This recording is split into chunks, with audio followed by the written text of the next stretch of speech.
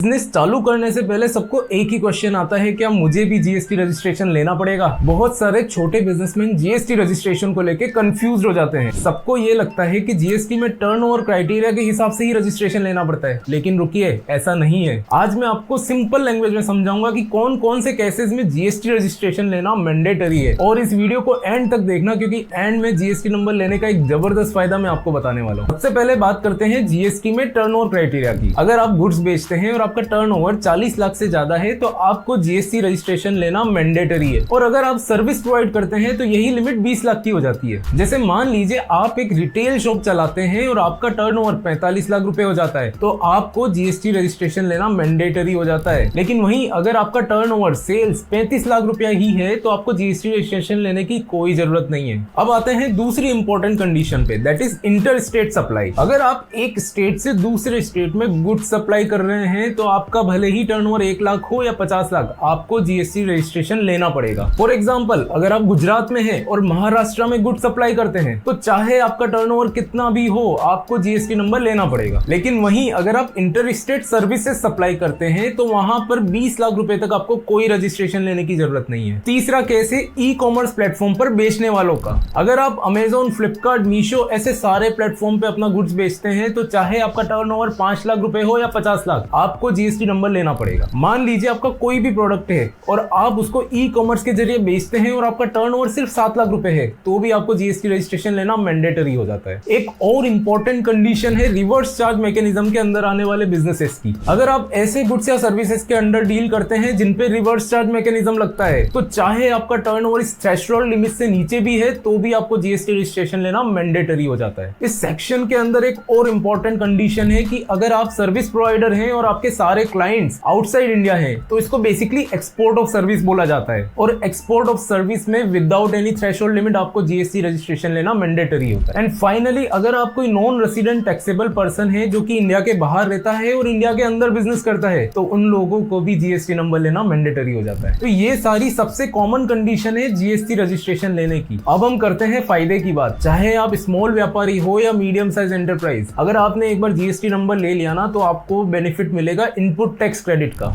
इसका मतलब ये हुआ कि आप जो भी एक्सपेंसेस करते हैं, आप जो भी परचेजेस करते हैं, उनका जो जीएसटी अमाउंट है आप उसका क्रेडिट ले सकते हैं और उस क्रेडिट को यूटिलाइज कर सकते हैं अपनी लायबिलिटी के अगेंस्ट, जिस वजह से आपका कैश फ्लो इंप्रूव हो जाता है। तो आई होप अब आपको क्लियर होगा कि जीएसटी रजिस्ट्रेशन मुझे कब लेना है और मेरे बिजनेस के अंदर जीएसटी रजिस्ट्रेशन कब लगता है। फ्रेंड्स, जीएसटी के रूल्स को समझना बहुत ही जरूरी है क्योंकि ये सिर्फ कंप्लायंस नहीं है बल्कि ये एक ऐसा टूल है जो आपको बिजनेस क्रेडिबिलिटी के साथ साथ